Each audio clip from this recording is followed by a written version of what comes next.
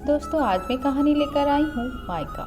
मधु हैरान परेशान, अपनी कानों पर उसे यकीन ही नहीं हो रहा था कि अपनी उसकी जननी माँ भाभी के साथ मिलकर उसके बारे में ऐसी बातें करेंगी। ऐसी कौन सी बात मधु ने सुन ली, हैरान परेशान वाली। मायके की लाडली, 3 भाई बहनों में सबसे छोटी मधु, इसलिए सबकी लाडली। दिन भर चहकती रहती थी चिड़ियों की तरह और दोनों बड़े भाइयों से अपनी बातें मनवाती रहती थी। अपने माँ पापा रघुवर जी और जानकी जी के जैसे जान ही थी। समय बीतता गया, पढ़ाई लिखाई करके दोनों भाई अपनी अपनी नौकरी में लग गए। एक एक कर दोनों भाइयों की भी शादी हो गई। घर में भाभी आ गई। दोनों भाभी व्यवहार से तो ठीक ही थी। परिवार में सब कुछ ठीक ठाक खुशी खुशी चल रहा था। मैं अभी बीए सेकेंड ईयर में पढ़ रही थी। देखने में भी अच्छी भली थी। जो भी रिश्तेदार आते सब यही कहते कि अब मधु के लिए रिश्ता देखिए। पापा कहते अभी नहीं, बीए कंप्लीट कर लेगी तब। क्या रघुवर जी, आप भी ज़्यादा पढ़ लिख कर क्या करेगी? घर ही तो संभालना है ससुराल जाकर। ऐसा कैसे आप बोल दिए श्याम बाबू? आजकल जमाना बिना पढ़े लिखे गुजारा का नहीं है। लड़की पढ़ी लिखी रहेगी, कभी ऊंच नीच कुछ हो जाए, उसके विपत्ति का सिंगार बनेगी यह पढ़ाई। वैसे आपकी जो मर्जी रघुवर बाबू, मुझे कहना था सो मैंने कह दिया। अरे रघुवर जी, लड़का देखने में भी तो समय लगेगा। देखते देखते ये दिन कैसे बीत जाएंगे पता भी नहीं चलेगा आपको। पापा थोड़ा रुक कर, हाँ यह भी सही कह रहे हैं आप, मुझे सोचना चाहिए मधु की शादी के बारे में। इधर मधु शादी की बात सुनकर थोड़ा सहम सी जाती है। अभी भी लोग ससुराल के माहौल को बहुत ही डरनुमा ही बनाते हैं, सहज नहीं। सभी हर बात में कहते हैं ससुराल जाएगी तो सीख जाएगी, इसलिए मधु को ससुराल के नाम से डर लगने लगा था। 2 साल बाद बेहतर रिजल्ट के साथ बीए पूरा हो गया मधु का। कई जगह जाने के बाद मधु के लिए एक अच्छे वर की तलाश रघुवर जी की संपन्न हुई। आज हमारी मधु की शादी है अमन के साथ। पेशे से बैंक मैनेजर हैं। उनके पिता सुंदर जी शिक्षक हैं। 2 छोटी बहनें हैं अमन जी की। कुल मिलाकर सुखी संपन्न परिवार मिल रहा है हमारी मधु को। खुशी खुशी सारी रस्में शादी की पूरा होने के बाद मधु आज अपने ससुराल पहुंचती है।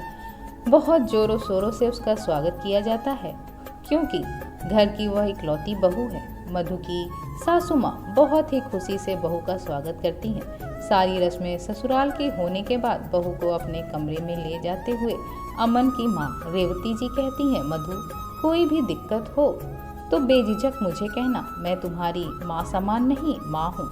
ठीक है माँ जी। माँ जी नहीं, सिर्फ माँ, दोनों बहनें एक साथ बोलती हैं। और फिर मेरी माँ अब तुम्हारी माँ। 2 बेटी थी अब 3 हो गई। चलो अब मधु को आराम भी करने दो। मैं तो करने दूंगी आराम, भैया करने दें तब तो। खिंचाई करते हुए बहनें बोली। मधु को हैरत हो रही थी कि यह सिर्फ मेरी सासू माँ का दिखावा था या फिर सच में अमन जी की मम्मा ऐसी हैं। सभी आज तक बोलते रहे हैं सास बहुत गर्म होती हैं, ससुराल में जीना मुश्किल कर देती हैं, वगैरह वगैरह। ये तो बिल्कुल विपरीत है। तभी अमन बाथरूम से फ्रेश होकर आते हैं। कहाँ खो गई मेरी मधु? बस कहीं नहीं, यूं ही अमन की बाहों में लिपटते हुए। आपके बारे में ही सोच रही थी। क्या क्या क्या? अभी नहीं बताऊंगी, सो जाइए। दोनों सो जाते हैं। कल की नई सवेरे और नई उम्मीदों के साथ सुबह जब आंखें खुलती हैं, मधु देखती है कि रेवती जी सारा काम कर चुकी होती हैं। मधु, पहले तुम स्नान करके पूजा कर लो, फिर सभी साथ में नाश्ता करेंगे। जी ठीक है मधु। माँ, आपने मुझे जगाया क्यों नहीं? कुछ काम में हाथ बटा देती तो। अरे बेटा, अभी तुम्हारे मेहंदी के रंग हैं, इसे आराम से रहने दो। ये रंग जितना लंबा चलेगा तुम लोगों का जीवन उतना ही सुखी रहेगा। मैं हूँ ना अभी, और कौन सा कहती हूँ कि तुमको नहीं करना है। मेरे बुढ़ापे का सहारा तुम ही तो हो बनोगी। 2-4 दिन इसी तरह बीत गए। मुझे मम्मी के यहाँ जाना है। कोई बात नहीं, रेवती जी ने कहा। अमन, मधु को जाओ मम्मी के यहाँ से घुमा लाओ। ठीक है माँ। जब मधु अपनी मम्मी के यहाँ जाती तो 1 सप्ताह 2 सप्ताह रुक जाती। यह बातें सुंदर जी को अच्छी नहीं लगती। हमेशा कहते कि आपने बहू को सर चढ़ा दिया है। बेटी कहकर शादी के बाद इतना कोई मायके जाता है। रेवती जी कहती हैं कि अभी बच्ची है, नासमझ है।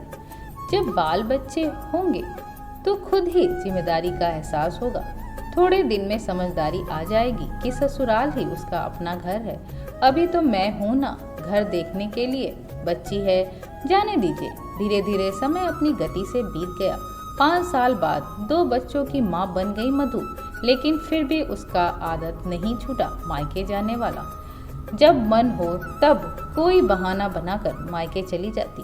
बच्चों को अपनी माँ यानी रेवती जी पर छोड़ देती निश्चिंत। इधर मायके में दोनों भाभियों को इतना बार बार आना जाना अच्छा नहीं लगता, ना ही माँ को। दोनों भाभियों के बीच मधु की वजह से हमेशा अनबन अच्छी लगती थी। इस बार मधु जब मायके आई अमन जी के साथ, रात में तो सब ठीक था। सुबह मधु जब बाथरूम की तरफ जाने लगी, उसने सुना कि माँ और दोनों भाभी उसी के बारे में बातें कर रहे हैं। वहाँ थोड़ा ध्यान लगाकर सुनने लगी। दोनों भाभी कह रही थी कि क्या दिक्कत है मधु जी को। अपने ससुराल में इतनी अच्छी सास, इतना अच्छा परिवार मिला है, फिर भी जब देखो तब यहाँ आती हैं। कह तो भाभी सही रही थी। मुझे ससुराल में कभी ससुराल जैसा लगा ही नहीं, लेकिन मैंने कभी इस बारे में सोचा ही नहीं। दुनिया जैसे बोलती थी, यही भ्रम मेरे दिमाग में भी लगा हुआ था कि ससुराल यानी लड़कियों के लिए सजा। खुद तो आती ही हैं, अमन जी को भी ले आती हैं। स्वागत में कम खर्च होते हैं क्या? माँ भी बोल रही थी। हाँ सही बात है। इस वक्त तुम दोनों झगड़ा मत करो, मैं मधु से बात करूँगी।